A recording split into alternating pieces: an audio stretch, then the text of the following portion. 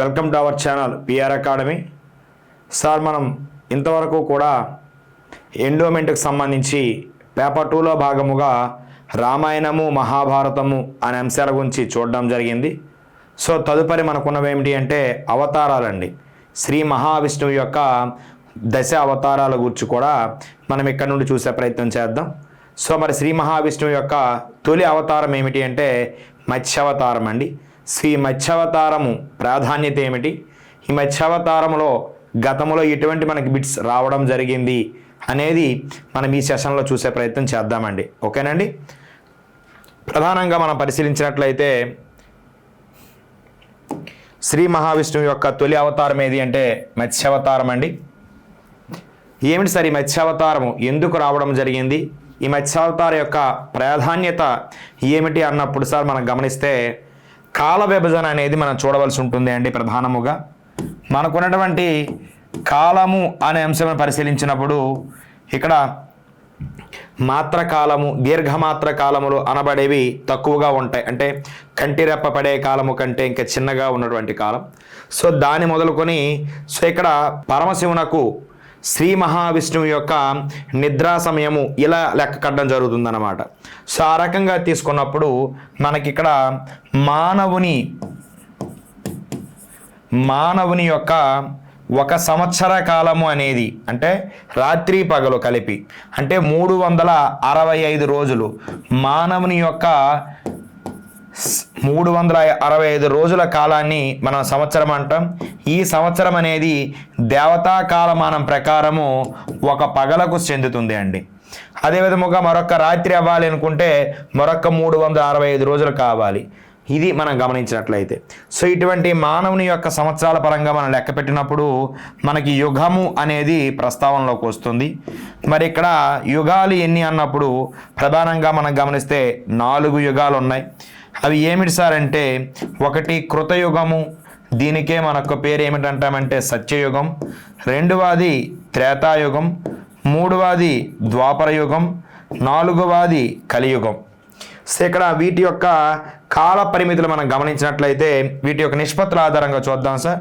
కలియుగం అనేది 4 భాగాలు ఉంటే త్రేతాయుగం అనేది 3 భాగాలు, ద్వాపరయుగం అనేది 2 భాగాలు, కలియుగం అనేది 1 భాగం అండి. అంటే 4 కలియుగాలు అనేవి దేనికి సమానం అంటే కృతయుగానికి సమానంగా ఉంటాయి, సత్యయుగానికి సమానంగా ఉండడం జరుగుతాయి. ఈ 4 కాలాలని కలిపినట్లయితే మనకి ఏం ఏర్పడుతుంది అంటే ఒక మహాయుగం ఏర్పడుతుంది అండి. ఈ ఒక మహాయుగ కాలం అనేది బ్రహ్మదేవునకు 1 పగలకు సమానం అండి. బ్రహ్మదేవునికి 1 పగలకు సమానం. ఇటువంటి కొన్ని బ్రహ్మదేవుల కలియకే పరబ్రహ్మము అంటాం అన్నమాట. ఏదండి పరబ్రహ్మం అని చెప్తుంటాం. సో ఇక్కడ ఈ యొక్క అంటే బ్రహ్మ యొక్క కాలగమనమును ఆధారంగా మనం ఎవరిని లెక్క పెడతామంటే విష్ణువు యొక్క కాలగమనాన్ని ఆధారంగా చేసుకొని శివుని యొక్క కాలగమనాన్ని లెక్క పెట్టడం జరుగుతుంది. ఇక్కడ మనం గమనించినట్లయితే ఈ ముగ్గురిని కూడా మనం ఏమంటామంటే త్రిమూర్తులు అని చెప్పడం జరుగుతుంది. సో సృష్టి కర్తగా మనం బ్రహ్మని, సృష్టిని నడిపించేవాడిగా విష్ణువుని, సృష్టిని నాశనం చేసే ప్రళయకాల రుద్రుడిగా ఎవరిని చెప్తామంటే శివుణ్ణి చెప్పడం జరుగుతుంది అండి. ఇక్కడ మన సృష్టి ఆవిర్భావంకు వీళ్ళు ముగ్గురు కూడా కారణం అనేది ప్రధానంగా చూస్తూ ఉంటాం. సో ఇలాంటి కాలక్రమంలో ఇలా జరుగుతున్న రోజులలో ఒకానొక సమయమునందు బ్రహ్మదేవును సృష్టి చేస్తూనే నిద్రకి వెళ్ళడం జరుగుతుంది, నిద్రలోకి జారిపోవడం జరుగుతుంది. ఆ సమయమునందు బ్రహ్మ యొక్క నాసికారంధ్రము నుండి ఏదండి బ్రహ్మ యొక్క నాసికారంధ్రము నుండి ఉద్భవించినటువంటి వాడు ఎవడంటే సోమకుడు, లేదా ఇతనికే మరొక పేరు ఏమిటంటామంటే హయగ్రీవుడు అంటామండి. ఎవరంటాము హయగ్రీవుడు అని కూడా చెప్పడం జరుగుతుంది. సోమకుడు లేదా హయగ్రీవుడి యొక్క జన్మస్థానం ఏది అంటే నాసికారంధ్రం. ఎవరి యొక్క నాసికారంధ్రం అంటే బ్రహ్మ యొక్క నాసికారంధ్రం. ఈ బ్రహ్మ యొక్క నాసికారంధ్రముడు ఉద్భవించిన వీడు సంధి కాలమునందు జన్మించినాడు కనుక ఇటువంటి లక్షణాలను కలిగిన వాడయ్యాడంటే రాక్షస లక్షణాలను కలిగిన వాడయ్యాడు. సో రాక్షసుడు కాబట్టి వెంటనే నేనేం చేశాడంటే బ్రహ్మ యొక్క వేద జ్ఞానాన్నంతటిని వేద జ్ఞానాన్నంతటిని కూడా మనవాడు దొంగలించుకెళ్ళిపోయి ఏం చేయాలో తెలియక సముద్రంలో దాచిపెట్టడం జరిగింది. ఈ విషయాన్ని గమనించినటువంటి సృష్టి నడుస్తున్న క్రమాన్ని పరిశీలిస్తున్నటువంటి మహావిష్ణువు ఈ ఆపద నుండి ఉపద్రవం నుండి రక్షించడానికై మహావిష్ణువు ఏం చేశాడు అంటే సార్ మొట్టమొదటిసారిగా మత్స్యావతారాన్ని తీసుకోవడం జరిగిందండి. ఏ అవతారము? మత్స్యావతారం. అంటే బ్రహ్మ నాసికారంధం నుండి ఆవిర్భవించిన హయగ్రీవుడు లేదా సోమకుడు దొంగలించిన వేద జ్ఞానాన్ని సంరక్షించడానికై మహావిష్ణువు ఏ అవతారాన్ని దాల్చాడంటే మత్స్యావతారం. ఇక్కడ ప్రధానంగా మీరు గమనించినట్లయితే సార్ మత్స్యావతారములో భాగముగా మహావిష్ణువు మొట్టమొదటిసారిగా ఎవరికి కనిపించడము జరిగినది అంటే వైవత్సవ మనువుకండి. ఎవరండి? వైవత్సవ మనువుకి కనిపించడము జరిగినది. సో అంటే మనువు అనగా కాలగమనమున ఆధారముగా, అంటే మనకి దేవతా చక్రవర్తిగా రాజుగా ఇంద్రుడు ఎలా ఉంటాడో సో కాలగమనానికి మనువులు అనేవారు ఉండేవారండి. సో అటువంటి మనువు ఒకడు వైవత్సవ మనువు. ఈ వైవత్సవ మనువుకి మొట్టమొదటిసారిగా మత్స్యావతారంలో దర్శనం ఇవ్వడం జరుగుతుంది. మరి వైవత్సవం మనకి ఎందుకంటే ఇతను ఒక వైష్ణవ భక్తుడండి, అందుకే ఇతనికి దర్శనం ఇవ్వడం జరిగింది. సో చిన్న చేపగా ఉన్నటువంటి ఈ యొక్క చేప అనేది వైవత్సవమును కుండీలో వేసినప్పుడు దాని యొక్క ఆకారమును, సో పెద్ద బావిలో వేసినప్పుడు ఆ యొక్క ఆకారమును, చెరువులో వేసినప్పుడు చెరువు యొక్క ఆకారమును, నదిలో వేసినప్పుడు నది యొక్క ఆకారాన్ని రూపుదిద్దుకున్నప్పుడు ఇది చేప కాదు నాకై వచ్చినటువంటి వాడు మహావిష్ణువు అని ఈ వైవత్సవమును నమస్కరించగా అప్పుడు తన యొక్క సాక్షాత్కార రూపముతో ఇతనికి ప్రత్యక్షమై సో కొన్ని చెప్తాడు. నాయన ఇక్కడికి ఏడవ రోజున అనేది ప్రళయకాలము రాబోతున్నది, మహాయుగాలు సంక్లిష్టమైపోతున్నాయి, రానున్నటువంటి సత్యయుగానికి ఆరంభం నీతో ప్రారంభమవుతుంది, అది 7వ రోజున సంభవం అవుతుంది. ఈలోగా నీవేం చేయాలి అంటే కొన్ని ముఖ్యమైనటువంటి వృక్ష జాతులను జంతు జాతులని సంరక్షించాలి. అదే విధముగా నీతో పాటుగా సప్త ఋషులని కూడా తీసుకురావాలి. ఎందుకంటే నైతిక విలువలు కావాలి, హోమానికి ప్రాధాన్యత కాబట్టి ఎవరు ఉండాలి? ఋషివర్యులు ఉండాలి. సో వీరందరినీ కూడా ఒక పడవ చేసుకొని ఈ పడవకి త్రాడుగా వాసుకి సర్పాన్ని పెట్టి నా ముకురానికి కట్టినట్లయితే నేను ఇక్కడ నుండి వేరొక లోకానికి మిమ్మల్ని తీసుకువెళ్తాను అని మత్స్యావతారములో ఉన్నటువంటి శ్రీ మహావిష్ణువు చెప్పగా అదే విధముగా వైవత్సవమును చేయడం జరిగినది. కొత్త లోకానికి వెళ్లే ముందు అక్కడ నియమాలు ఏమిటి అని చెప్పినటువంటివన్నీ కూడా గ్రంథస్థం చేయబడ్డాయి. ఆ గ్రంథస్థం చేయబడిన దాన్ని మనం ఏమంటున్నామంటే మనుస్మృతి అంటున్నామండి. ఏదండి? మనుస్మృతి అంటున్నాం. అంటే వేదవాంగ్మయమునకు ఆధారము, సనాతన ధర్మమునకు ఆధారం ఏమిటి అంటే మనుస్మృతి. ఎలా వచ్చింది అంటే మత్స్యావతార కాలము రావడం జరిగింది. ఈ ప్రళయ కాలము సంభవించడముతున్న సందర్భములోనే ఈ యొక్క సముద్రంలో దాగి ఉన్నటువంటి హయగ్రీవుడు లేదా సోమకుడు అనబడే రాక్షసుని సంహరించి అతని వద్ద ఉన్నటువంటి వేదాలను తీసుకువచ్చి బ్రహ్మకి ఇవ్వడం జరుగుతుంది. ఎవరంటే శ్రీ మహావిష్ణువు అండి. ఇది ప్రధానముగా మనం ఏ అవతారంలో భాగంగా చూస్తూ ఉన్నామంటే మత్స్యావతారంలో భాగంగా చూడడం జరుగుతుంది. సరే, మత్స్యావతారానికి సంబంధించి మనకి ఎటువంటి ప్రశ్నలు రావడం జరిగింది అనే చూసే ప్రయత్నం చేద్దామండి. సార్, మన పిఆర్ అకాడమీ వారు తెలంగాణ ఎండోమెంట్ గ్రేడ్ 3కి సంబంధించి కంప్లీట్ కోర్స్ అండి. Paper 1 general studies and mental ability, paper 2 Hindu philosophy and temple system అనే పేపర్ని కేవలం 1500 రూపాయలకే మనకు అందిస్తున్నారు. అది కూడా 1 ఇయర్ వ్యాలిడిటీతో. సార్, అది కాకుండా మాకు కేవలం సింగిల్ పేపరే కావాలనుకున్న వారికి కూడా మన పిఆర్ అకాడమీ వారు 999కే మనకి స్పెషల్ ఆఫర్ అనేది ఇస్తున్నారండి. సార్, మన దగ్గర క్లాసెస్ అనేవి 2 మెథడ్లో చెప్పబడ్డాయి. లైన్ టు లైన్ ఎక్స్ప్లెనేషన్, అదేవిధంగా కాన్సెప్టువల్ ఎక్స్ప్లెనేషన్ అనేది ఇవ్వడం జరిగింది. వాటితో పాటుగా మన దగ్గర బైలింగ్వల్ మెథడ్లో టెస్ట్ సిరీస్ మెటీరియల్ అనేది అందించడం జరిగింది. మన దగ్గర ఉన్నటువంటి డెమోస్ మీరు చూడవచ్చునండి. ఓకేనండి.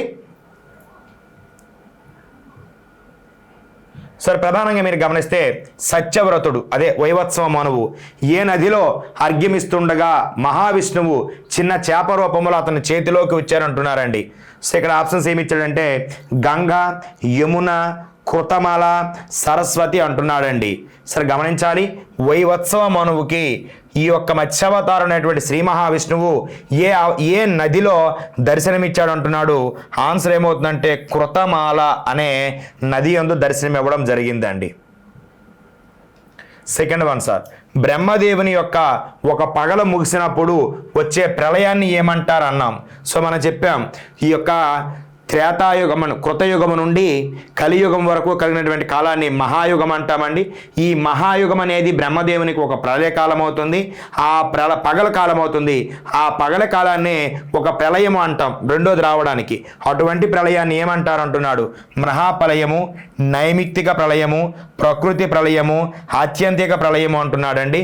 సో బ్రహ్మ యొక్క ఒక పగలని కానీ ఒక రాత్రి కానీ జరిగే కాలాన్ని మనం ఏమంటామంటే నైమిత్తిక ప్రళయము అంటున్నాం. ఏమంటున్నాము? నైమిత్తిక ప్రళయం. Option B is the right answer అండి. అండ్ దెన్ చూడండి సార్, వేద సాహిత్య వృత్తాంతాలలో ఏ బ్రాహ్మణ గ్రంథములో, బ్రాహ్మణాలు సార్, బ్రాహ్మణాలు ఇక్కడ మనకి సాహిత్యములో సంహితాలు అనేది మీరు గమనించినట్లయితే సంహితాలు ఎలా ఉంటాయి సార్ అన్నప్పుడు మనకి 4 భాగాలుగా కనిపిస్తాయి. ఒకటి ఏమిటి సార్ అంటే వేదాలు, రెండు ఏమిటి అంటే బ్రాహ్మణాలు, అరణ్యకాలు, ఉపనిషత్తులు. వీటినే మనము వేదాలు, వేద సంహితాలు అంటాము. సో ఇటువంటి సంహితాలు ఒక భాగం ఏది అంటే బ్రాహ్మణాలు.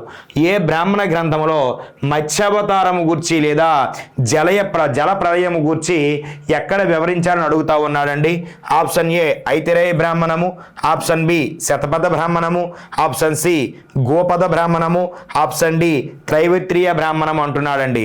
సో ఇక్కడ మనం గమనించినట్లయితే ఆన్సర్ ఏమవుతుందంటే శతపథ బ్రాహ్మణం అనేది అవుతుందండి. సో జనరల్ స్టడీస్లో మీరు చూసుంటారు ఐతిరేయ బ్రాహ్మణంలో మనకి మొట్టమొదటిసారిగా ఏ పదము గురించి ఉంది అంటే ఆంధ్ర, పులింద వంటి జాతుల గురించి మొట్టమొదటిసారిగా ఏ బ్రాహ్మణంలో చెప్పబడింది అంటే ఐతిరేయ బ్రాహ్మణం. అది జిఎస్లో భాగంగా ఇక్కడ ఆన్సర్ ఏమవుతుందంటే శతపథ బ్రాహ్మణం ఈజ్ ద రైట్ ఆన్సర్ అండి. Third one. And fourth one, బ్రహ్మదేవుడు నిద్రిస్తున్న సమయంలో వేదాలను అపహరించి సముద్ర గర్భంలో దాచిన రాక్షసుడు ఎవరు అంటున్నారండి. సో అతని యొక్క నాసికారంధ్రమును జన్మించిన వాడు అని అడుగుతాడు, లేదా వేదాలను అపహరించిన వాడు అడుగుతాడండి. ఆప్షన్స్ ఇక్కడ మీరు గమనిస్తే మధు, కటభ, హయగ్రీవ, శంకాసురుడు అంటున్నాడండి. ఆన్సర్ ఏమవుతుంది సార్ ఇక్కడ వేదాలను అపహరించి సముద్ర గర్భంలో దాచిన వాడు ఎవడంటే హయగ్రీవుడు అండి. ఎవడండి? హయగ్రీవుడు. ఫోర్త్ వన్ సి అండి. Fourth one C. And fifth one చూడండి సార్, శతపథ బ్రాహ్మణము ప్రకారము ప్రళయం నుండి రక్షించబడిన తరువాత మనువు సృష్టిని పునః ప్రారంభించడానికి చేసిన యజ్ఞం నుండి ఉద్భవించిన స్త్రీ ఎవరంటున్నారండి. అంటే సృష్టికి మూలం ఎవరంటే స్త్రీ అండి. ఎప్పుడూ కూడా మనం గమనిస్తే సృష్టిలో ప్రధానముగా రెండు పదార్థాలు శాశ్వతాలు. ఒకటి ఏమిటి సార్ అంటే ప్రకృతి అండి, రెండోది ఎవరంటే పురుషుడు అండి. ఇక్కడ ప్రకృతి అనేది దేనికి సంకేతం అంటే స్త్రీకి సంకేతము, పురుషుడు అనేది ఎవరికి సంకేతం అంటే పురుషుడేనండి, మగవానికి సంకేతం. సో ఇద్దరు కలయిక వలనే సృష్టి అనేది ఆవిర్భవిస్తుంది. మరి ఇక్కడ పురుషునిగా మనువు ఉన్నాడు కాబట్టి స్త్రీగా ఎవరు వచ్చారంటే ఇలా అనబడే స్త్రీ రావడం జరిగింది అండి. ఓకేనండి, ఆప్షన్ ఏ అనేది ఆన్సర్ అవుతుంది. సార్ మన తెలంగాణ ఎండోమెంట్ గ్రేడ్ 3కి సంబంధించి మన పిఆర్ అకాడమీ వారు కంప్లీట్ కోర్సుని 1 year వ్యాలిడిటీతో మనకు 1500 రూపాయలకి అందిస్తూ ఉన్నారండి. సో మీరు గమనించాలి. లేదు సార్ మాకు సింగిల్ పేపరే కావాలనుకున్న అభ్యర్థుల కోసం కేవలం 999కే మనం సింగిల్ పేపర్ని కూడా ఆఫర్ చేస్తూ ఉన్నాం. ఓకేనండి. సో మనం ఈ సెషన్లో ఎవరి గురించి చూడడం జరిగింది అంటే శ్రీ మహావిష్ణువు యొక్క తొలి అవతారమైనటువంటి మత్స్యావతారం గురించి మనం చూడడం జరిగింది అండి. ఓకే, నెక్స్ట్ సెషన్లో కూర్మ అవతారం గురించి చూసే ప్రయత్నం చేద్దాం. ఓకేనండి, thank you one and all.